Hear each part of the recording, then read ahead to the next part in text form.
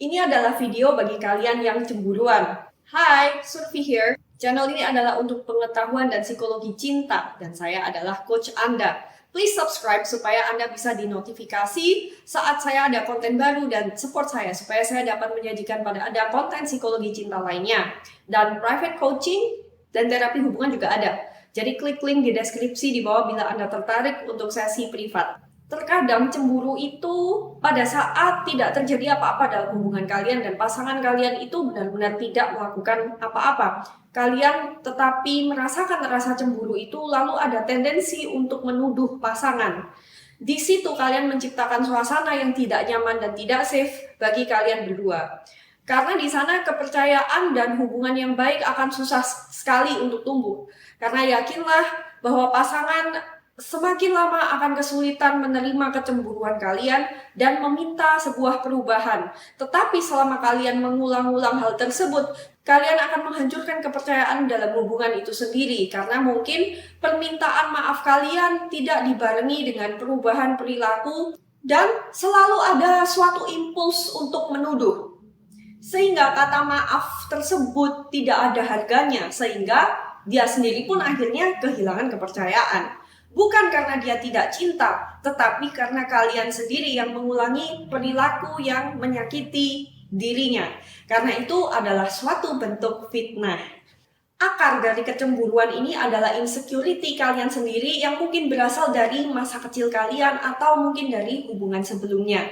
Ada suatu rasa bahwa kalian kurang cukup. Entah karena kalian dulu harus bersaing dengan saudara kandung untuk mendapatkan perhatian orang tua, atau karena kalian pernah diselingkuhi di hubungan sebelumnya sehingga ada rasa takut bahwa pasangan akan pergi mencari orang lain karena kalian kurang baik atau kurang layak. Kebanyakan suka membuat asumsi, wah kamu kalau pulang telat berarti ada yang lainnya. Kamu kalau jawab telat berarti kamu lagi ngobrol sama cewek atau cowok lain. Kalau kamu begini maka begitu. Selama kamu tidak punya bukti, itu artinya otak kalian sedang membuat dan mengisi cerita. Jadi sadarilah itu terlebih dahulu bahwa semua ini terjadi dalam otak kalian saja. Dari pola keterikatan kalian yang insecure. Kalau ini terjadinya tiba-tiba, dia cerita tentang orang lain, dia tiba-tiba jadi dingin dan ketawa-ketawa sendiri di HP-nya, fokusnya memang benar-benar pindah.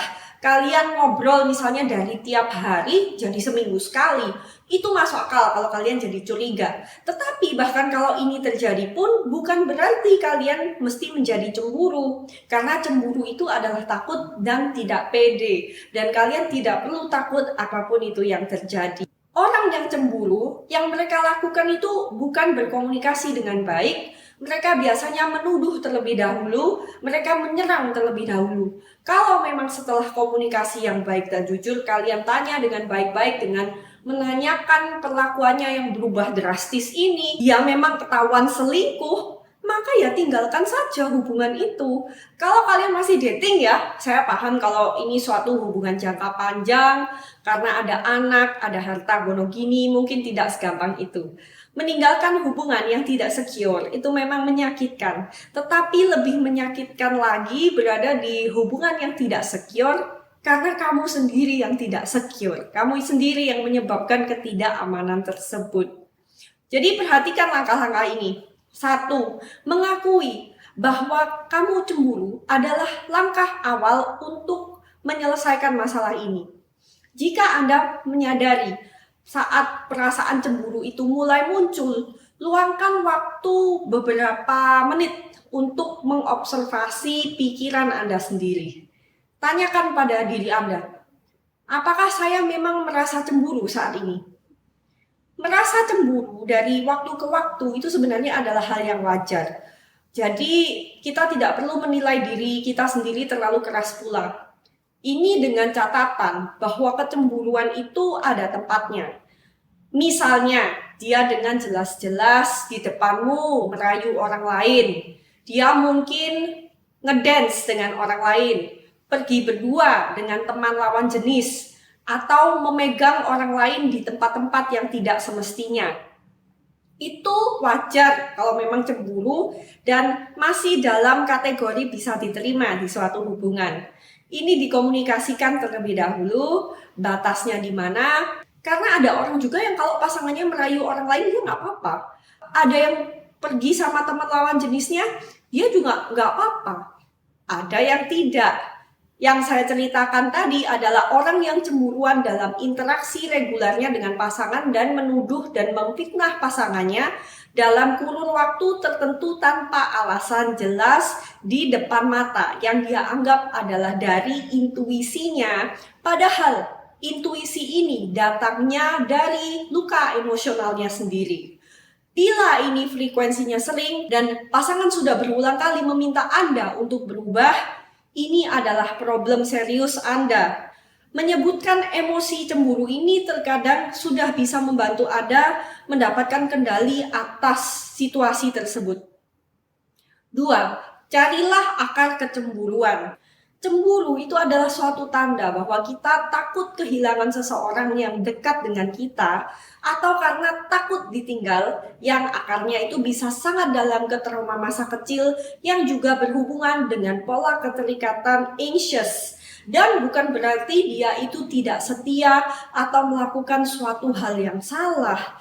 Kamu mungkin berpikir, saya kurang cantik atau kurang ganteng, bodiku jelek, uangku tidak cukup, dan sebagainya. Lalu kamu takut pasanganmu akan cari yang lebih ganteng, lebih seksi, lebih kaya. Lalu kamu proyeksikan itu pada pasanganmu dengan bentuk menyerangnya dengan tuduhan. Semua kekurangan ini terjadi hanya di kepalamu. Dan karena ini di kepalamu dan pola pikirmu, bahkan bila kamu sudah memiliki ini semua, kamu ganteng atau cantik, kamu menarik, kamu pintar, bodimu bagus, kamu kaya, kamu pun tetap akan berpikir bahwa ada yang kurang dengan dirimu karena kamu tidak secure. Ini akan menjadi penghalang bagi kebahagiaan batinmu sendiri.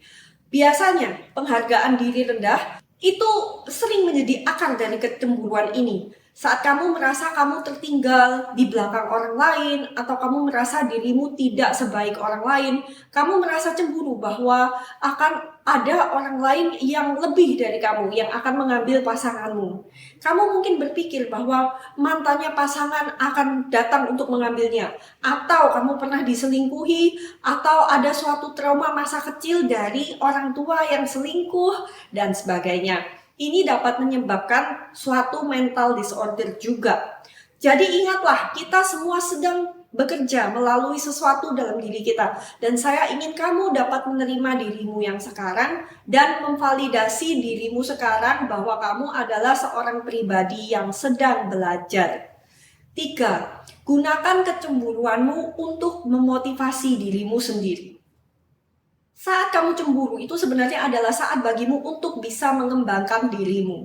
Itu artinya berarti kamu menemukan sesuatu yang kamu inginkan, tapi kamu merasa kurang. Sehingga daripada kamu lalu merendam dirimu dalam rasa cemburu ini, buatlah usaha untuk menjadi lebih baik dan meningkatkan apa yang kamu anggap kurang dari dirimu, sehingga kamu takut pasangan jatuh cinta pada orang lain. Be irreplaceable. Misalnya, kamu cemburu oleh cowok lain yang lebih sukses, atau lebih ininya, lebih itunya.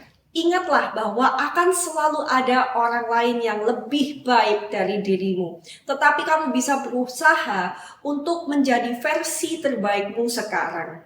Maka fokuskanlah energi cemburu itu ke dirimu, supaya kamu bisa lebih sukses dari segi apapun itu yang kamu anggap butuh peningkatan. Jadi kamu menarik tidak hanya di matanya dia, tetapi juga di mata orang lain juga. 4. Carilah alasan solid apakah rasional untuk menjadi cemburu dengan pasangan. Jujurlah, apakah pasanganmu memang benar-benar sudah memberikanmu suatu alasan solid bagimu untuk merasa cemburu? Bertanyalah pada teman-teman lain, apakah wajar bila pasangan punya berbagai macam teman di media sosial? Wajarkah pasangan punya teman lawan jenis di komunitasnya di luar? Wajarkah punya teman kerja yang lawan jenis? Wajarkah jika dia pergi dengan teman-teman kantornya? Cobalah untuk membesarkan area pertemananmu supaya kamu juga lebih jelas dengan batas apa yang wajar dan tidak wajar, dengan menemukan dan mendengarkan cerita-cerita orang lain, dan meningkatkan kualitas komunikasimu sendiri saat kamu bercengkrama dengan orang-orang ini. Banyak sekali hal yang wajar terjadi sebenarnya, tetapi mungkin dalam pikiran Anda, pasangan itu milik Anda sendiri. Tetapi Anda harus ingat bahwa dia milik dirinya, bukan milik Anda. Pasangan itu bukan extension dari diri kita, melainkan seorang individu lain yang memilih untuk berpartner dengan Anda. Kalau Anda tidak punya bukti nyata seperti dia memang selalu cancel janji kencan, ketahuan kirim pesan nakal dan merayu. Kalau tidak ada hal-hal seperti itu yang kalian tahu pasti, itu artinya dia ketemu dengan orang lain. Ya kemungkinan besar tidak ada apa-apa dan Anda sedang mengisi pikiran Anda sendiri. Kalau memang kamu sering dibohongi dia, yang memang kamu tahu dengan pasti dia bohong dan kamu punya buktinya, atau sudah pernah diselingkuhi orang ini dulu, kecemburuanmu mungkin adalah suatu insting bahwa memang ada sesuatu. Coba mundur dan refleksi terlebih dahulu, apakah hubungan ini cukup sehat untuk dipertahankan? 5. Fokuslah ke karakter positifmu. Karena kecemburuan itu akarnya itu dari insecurity dan penghargaan diri rendah ini tadi, kamu juga seseorang yang saya yakin punya bakat dan kemampuan sendiri. Saat kamu mulai merasakan tanda-tanda cemburu ini mulai keluar, tulislah hal-hal yang kamu pikir adalah kualitas positifmu. Misalnya, apa yang kamu cintai dari hidupmu selama ini? Tentang kerjamu misalnya, karirmu, anakmu, apapun itu, dan fokus dalam apa yang sudah berkembang dalam dirimu selama ini. Saat kamu merasa cemburu lagi, coba baca lagi daftar ini untuk membuatmu merasa lebih percaya diri. Saat kamu berpikiran negatif seperti, saya tidak bisa melakukan itu, saya tidak mungkin melakukannya.